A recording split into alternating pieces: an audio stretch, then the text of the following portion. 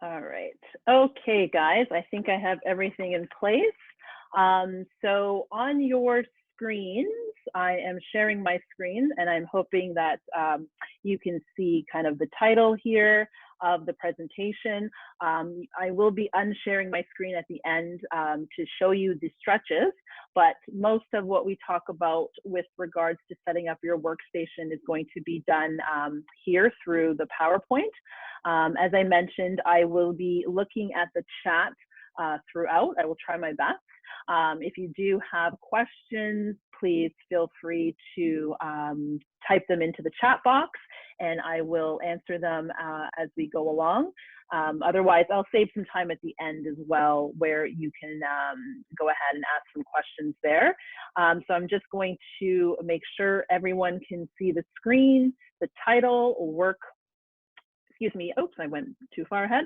Work from home ergonomics is what we're talking about. And I'm hoping everyone, yes, can see the screen. Oh, technology. I'm still not used to this. So yeah, I'm gonna go ahead and get started. There's a couple people I think trying to get on, but I'm gonna go ahead and get started because I would like to kind of keep this to about 30 minutes if possible. So yeah, so we'll go ahead and get started. So just a little bit, in case you don't know who I am, my name is Dr. Nekessa Remy, and I am a chiropractor, and I am the owner of Mississauga's The Chiropractic Office and Health Associates, and I am also the founder of the Better Posture Program, which is a program that I will be launching next month. And the reason I'm putting this, or I decided to put this presentation together is, well, and also why I kind of created the Better Posture Program is, I mean, it's been a year for a lot of us who have, well, not me, because I'm still able to go into the office, but for most, it's been a year of working from home. And in my office, I think I talk about posture probably, I don't know, 20 times a day. It is something that people are even more concerned about now because we are at the stage where, you know, for the last 12 months, we're working from home. And unfortunately, a lot of us don't have the same equipment that we had in the office. So, you know, people are working from their dining room table or, you know, their kitchen counter.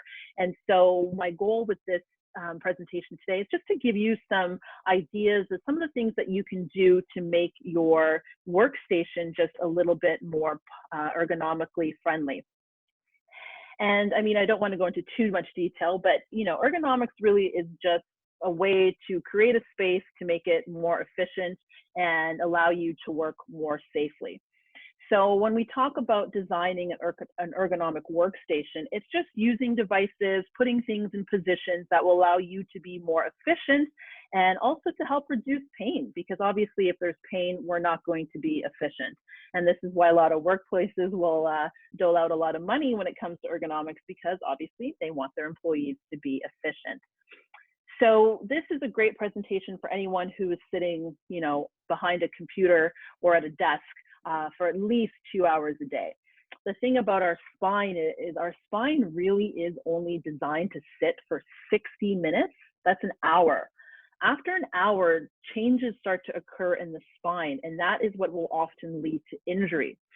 So the whole goal behind ergonomics, particularly when you're sitting at a desk, is the goal is for our spine to maintain a neutral position.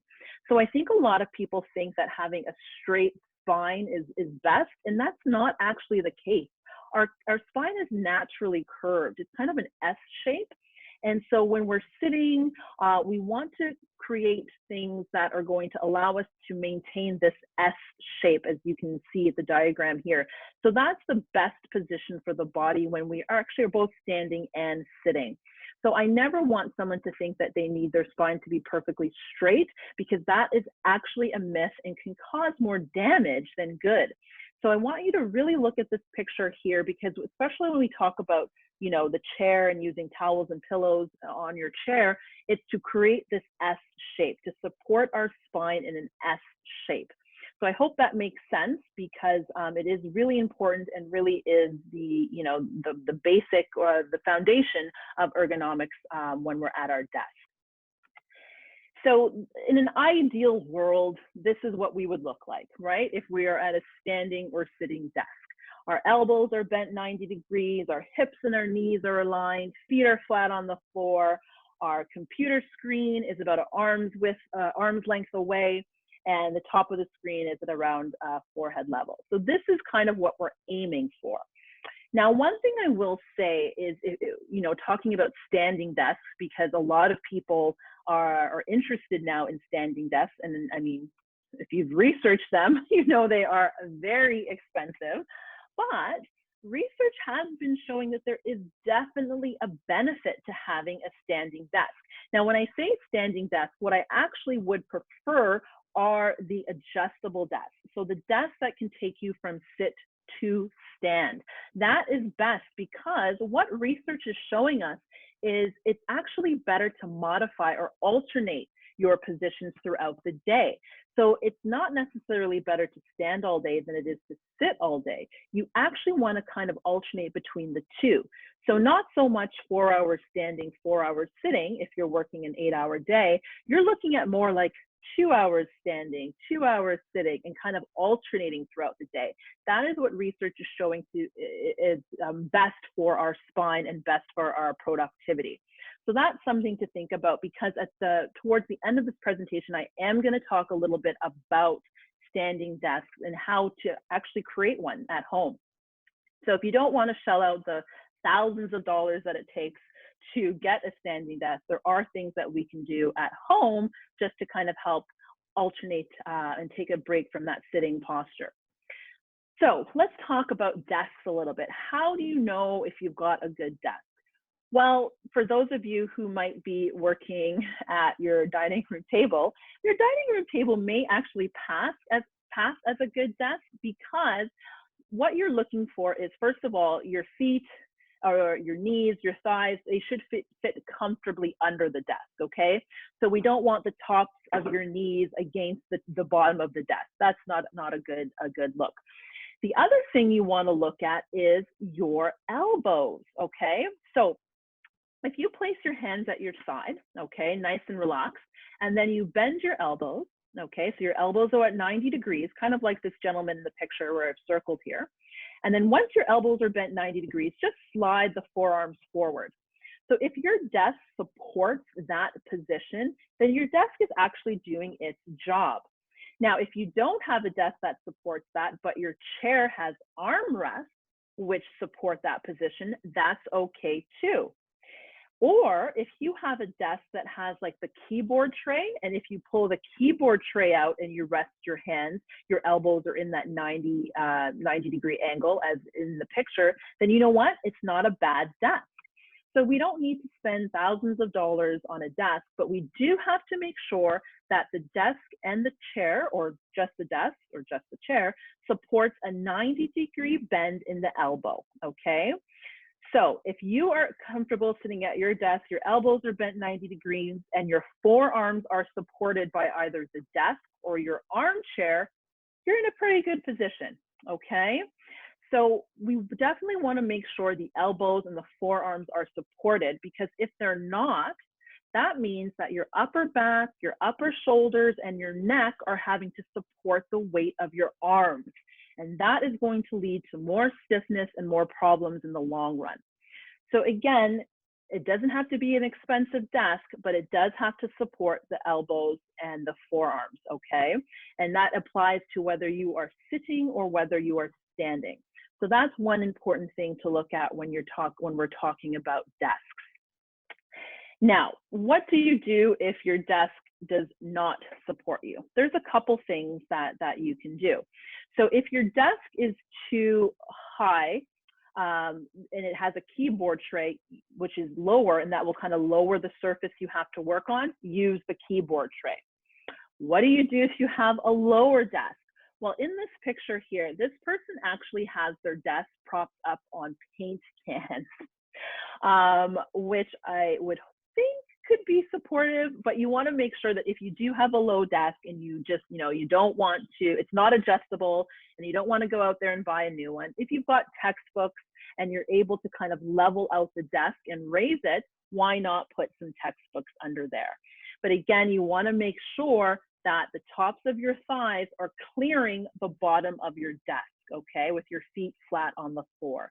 There should be roughly 5 inches, they say, between the top of your thigh and the bottom of the desk. But as long as you're sitting comfortably, that's what's important. Now, if the desk is too high, yes, you can use a keyboard tray, or you might just have to prop your chair up, okay? Again, you want to raise the chair up so that the forearms are resting on the desk and your elbows are bent at 90 degrees, okay? So those are just some hacks that you can do at home if you don't want to go out and buy a new desk. Now, we're going to switch to something that is very, very important, and that is the computer height, okay? Or the screen height is really a better word for it, the screen height. Now, screen height is important because if your screen height isn't correct, not only could that lead to neck pain and tightness in the shoulders, but can also lead to headaches from eye strain or eye fatigue. So I want you to really pay attention to how do you know how to set up your computer or your screen. Since most of us are working from laptops, I chose a picture here with someone who's kind of altered the height of the laptop screen. Now, if you have a laptop, obviously they're not as adjustable as a desktop. But again, if you don't want to go out and spend money buying a desktop, that's okay. But one thing I would recommend investing in is a wireless keyboard, because that will allow you to raise the screen of the laptop. So how do you know what's a good height for your laptop or your monitor screen? The top of the monitor, okay, not the top of the screen, but the top of the actual monitor should be at about eye level. Okay, that is important. It should be around eye level. Again, if the monitor is too low, what will happen is you're going to create a strain on the eye from the eye having to look down or angling down to see the screen. So again, the top of the monitor should be roughly at eye level. So as you can see here, she's just got stacks of paper to raise the screen. And again, I would highly recommend, if you do have a laptop, do invest in a wireless keyboard. They're not too expensive, and it's less expensive than having to go out and buy a desktop. So stacks of papers, textbooks, whatever you have lying around, consider lifting that screen up, okay? I think that's pretty self-explanatory, but yes, if you're getting a lot of eye strain, something to look at is the height of the monitor. Now, a couple other things with regards to monitor and setting it up. Your monitor should be about an arm's length from you, okay? So at that distance, it allows you to see the entire screen. So what that means is your head doesn't have to kind of shift side to side to look from one side of the screen to the other. So you want it at an arm's length away. Now, I work with patients who use huge screens. They, some people are even using TVs now and putting their work on the TV.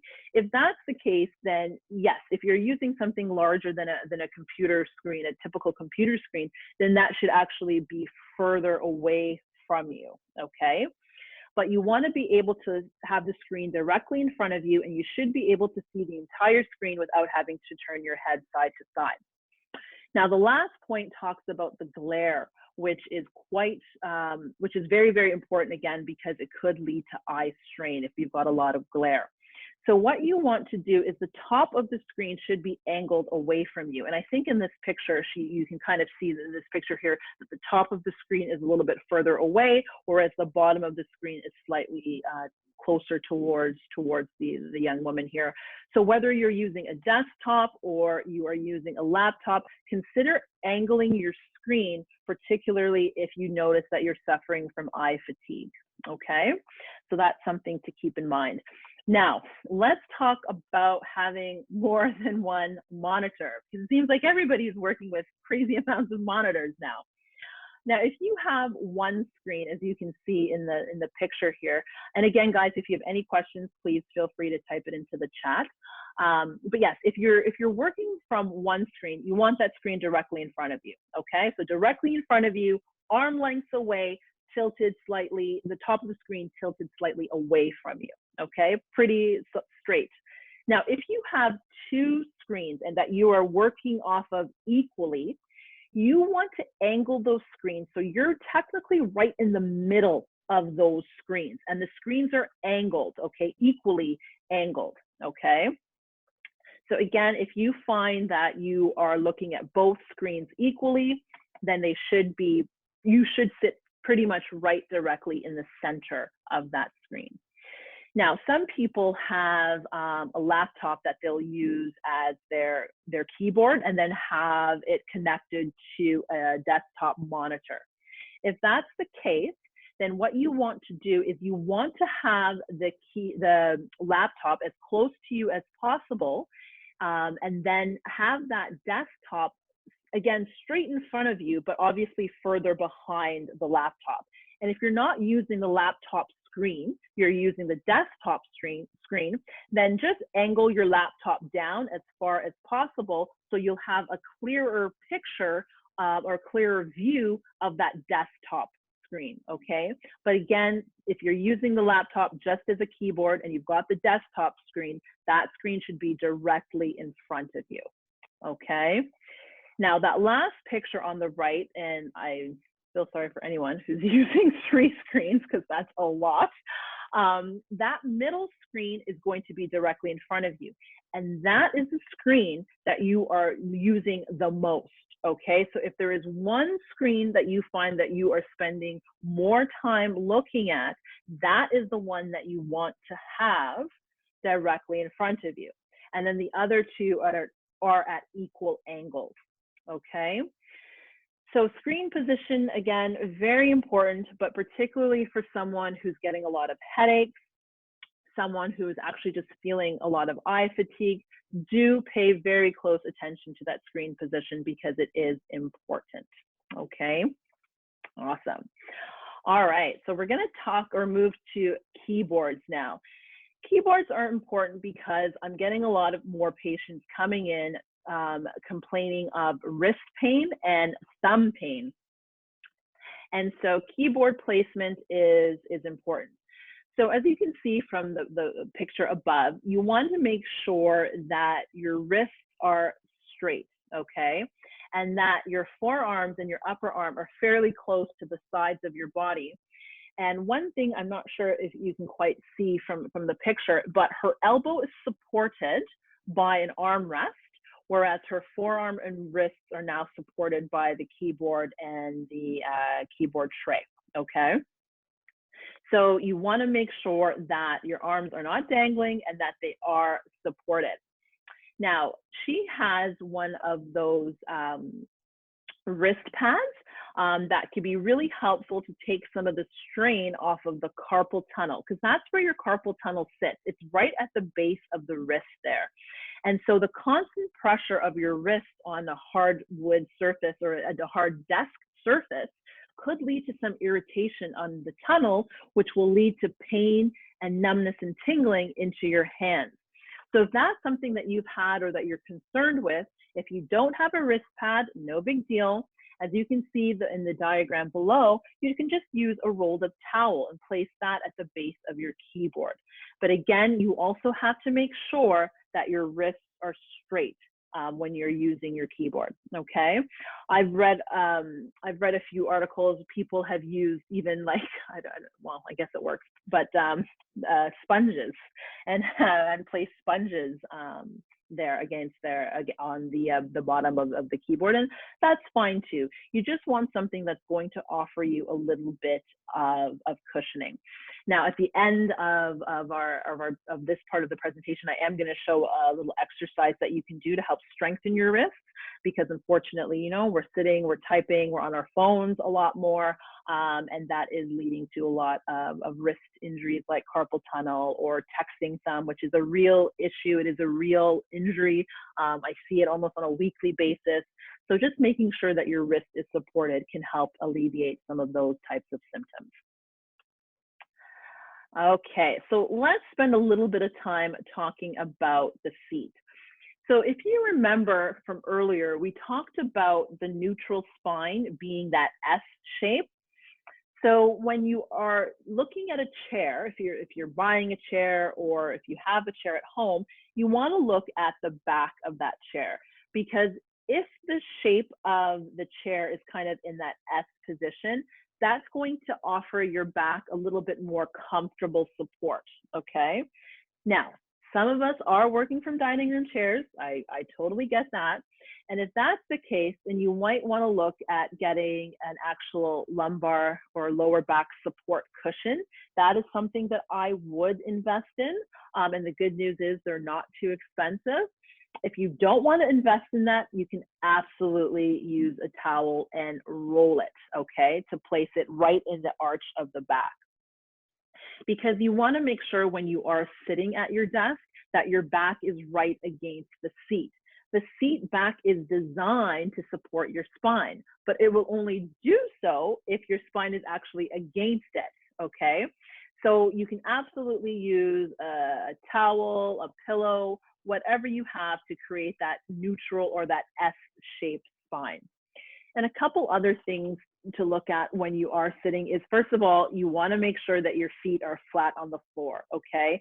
Ladies, I know, and some gentlemen, we think it's more comfortable to cross our legs, but the problem with crossing your legs is it just totally unlevels your pelvis, which means now you're tilted to one side, which means more pressure is going through that side, and ultimately that's going to lead to a lot of butt pain. And if you are someone who's ever suffered from sciatica, which was irritated by prolonged sitting, that's usually the reason why.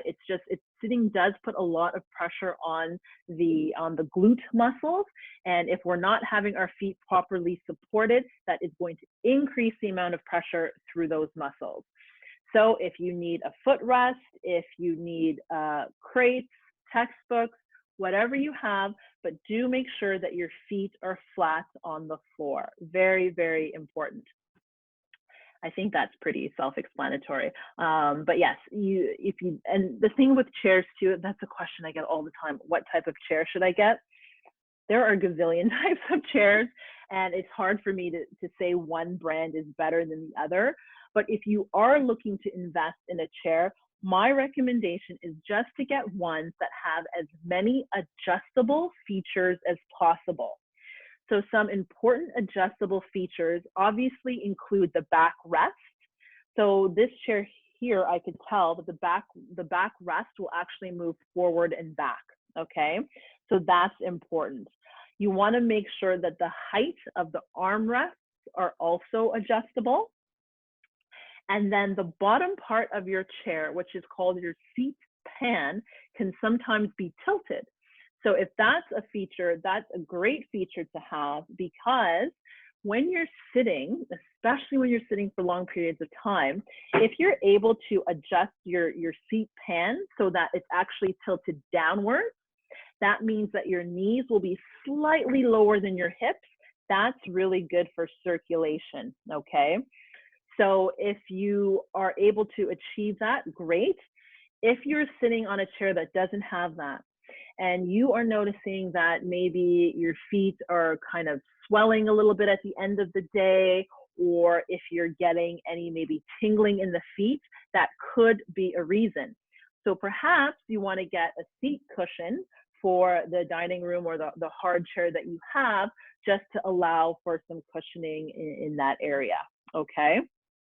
So yes, if you're looking at investing in a seat, just get one that has as many adjustable features as possible, okay? All right. Now, standing desks. Everybody wants a standing desk, but not everybody can afford a standing desk, because, I mean, the last time I looked, there were standing desks that were being sold for, my goodness, $3,000. It's absolutely crazy. So that is one thing that I do recommend, is that if you do have access to a standing desk, or if you want to invest in one, it's a great investment.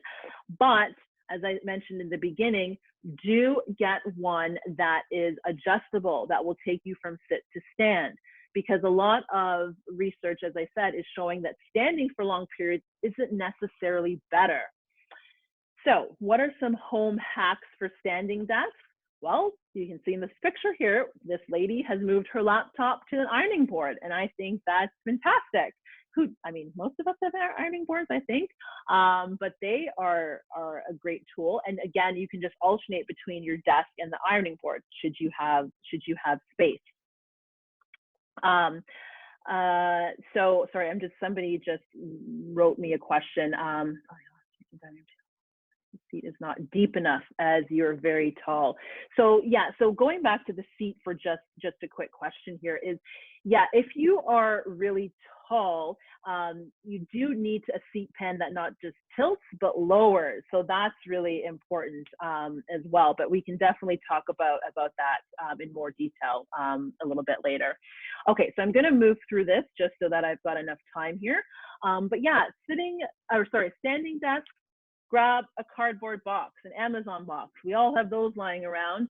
Grab a laundry basket. Just flip it upside down, put it onto your desk, move your laptop onto there. So those are all really great tips. I mean, I found this picture with the water bottle just funny. That's why I posted it. But yeah, an ironing board, a bar counter, all of those things you can use and alternate between sitting and standing. I want to make sure I say that enough times. Alternate, because that is really important. Okay, so let's just go into kind of, I mean, these are all quick fixes to make you feel better. But ultimately, why are we getting pain? Well, the reason we're getting pain is because our posture, we're just not designed to be sitting for long periods of time, okay? It doesn't matter how fit, how flexible you are, we're just not designed to be sitting. And that's why I've created this 5-week Better Posture program. So in that program, I mean, yes, we talk a little bit about workstation, but workstation is really just a small part of it. The bigger picture is, how do we activate the right postural muscles? How do we know what movements to do so that we are engaging the muscles so that we can sit for those long periods of time? So these are the questions I want to answer. And this is the type of course for anyone who sits for more than 5 hours per day. This is a course because sitting, again, it creates a lot of compression on the spine. It creates a lot of tension in muscles. So how do you get rid of that? That's something we talk about.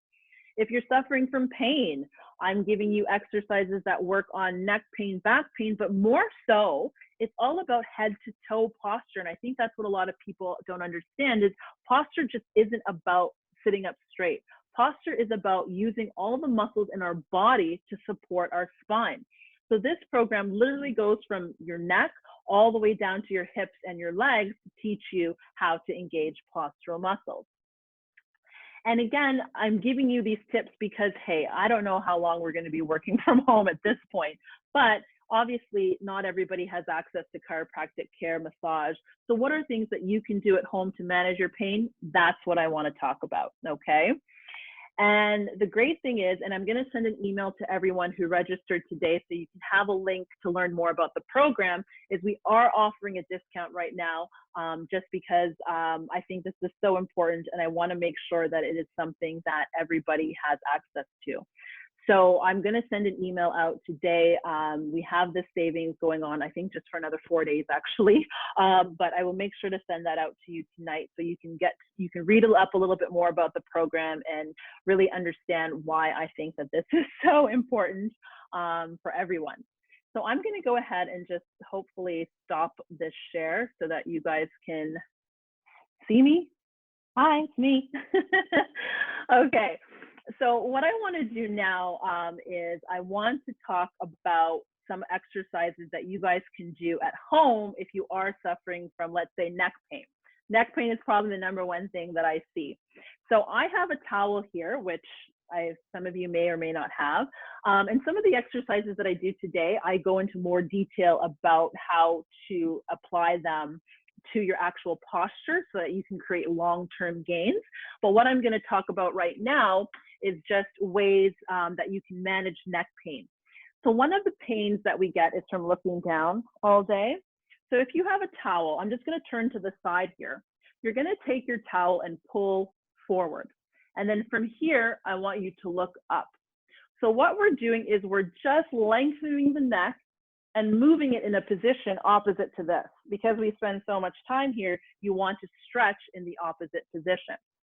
So that's a good one to do. And I would do that about 5 to 10 times, but do it throughout the day, okay? And that's the key to actually having less pain when we work, is we have to get up and move. So that's important. Now, the other thing that we can do with the towel here is, this is great for anyone who's had wrist pain throughout the day. You're just taking your towel, okay? Hands are about shoulder width apart, and you're just kind of like squeezing out the towel, okay? So this helps to kind of create some range of motion in the wrist. But the other thing it does is it helps to strengthen the muscles in the forearm. Have you ever heard of mousing elbow? This is a serious issue that people get who mouse for long periods of time. And this is a great way to strengthen the muscles of the forearm so that you're not getting as much pain. And then the last one I want to do is for your upper back. So we might have done something like this in yoga, cross the arms, and then you pull forward. So this is now opening up that space in between my shoulder blades. And I would hold that for 10 seconds, release, and repeat, okay? So those are just 3 basic stretches, but they cover areas that I treat daily: neck, upper back, wrists, and forearms. So again, all of this, I should have mentioned that I am recording this. So if you want a copy, I will be happy to send it out to you. But I really wanted to just kind of give you some quick tips that you can implement tomorrow, hopefully, to make your workstation a little bit better. Now, I just realized as I'm looking, I forgot to increase the time on my presentation. So it's telling me I have like less than 5 minutes here. But the main thing is get up and move. And if you are having serious difficulties, I would highly recommend signing up for the posture program. Again, I will be sending an email out so you can have the link. But the key is to moving, okay, but knowing what movements to do. And I think that's the most important thing. Now, like I said, there was a question about chairs, and again, someone specifically saying if they're too tall. So you want to make sure that, if you've already bought a chair, you have, but when you are purchasing a chair, the seat pan should be able to tilt, and the seat pan should be able to lower on its own. So not the whole chair lowers, but the seat pan lowers on itself. So people who are tall, that's usually what I recommend. If you are having a lot of trouble, you may have to look at options to actually raise your desk, so that way you can actually place like a flat pillow on the bottom of your chair, which will raise you, but you want to make sure that your desk, you're still clearing your desk. So if you find that by putting a pillow, your desk is now too low or you're too high, you may want to look at options of raising the desk. Okay. Are there any other questions that I can answer? If you don't have questions right now, but maybe you'll have questions a little bit later, I will be sending out an email, so that way you also will have more information about the program, but you also have my email address. So that way, if you do have questions, you can email me directly. But I do hope these tips have at least helped in some way to make your workstation a little bit more ergonomical. And I just want to say thank you, everyone, for coming. And again, I'll stick around for a little bit if you have any questions. But thank you so much, and I will promise to send you an email so we can definitely stay in touch. All right? Okay, and if you are logging off, thank you so much. It was great chatting with you. Oh, thank you. I'm glad you found this helpful. Thank you. I'm hoping to do more of these. I really am hoping to do more, but posture is definitely one I have to focus on because, yeah, everybody in my office is coming with posture pain. So definitely something I think that we're all suffering with. All right. Oh, yes, get your towel. Get your towel. Do the wrist. Do the neck. These are great exercises that you can do at your desk. Awesome. Thank you so much for joining me, guys. Have a great rest of the night.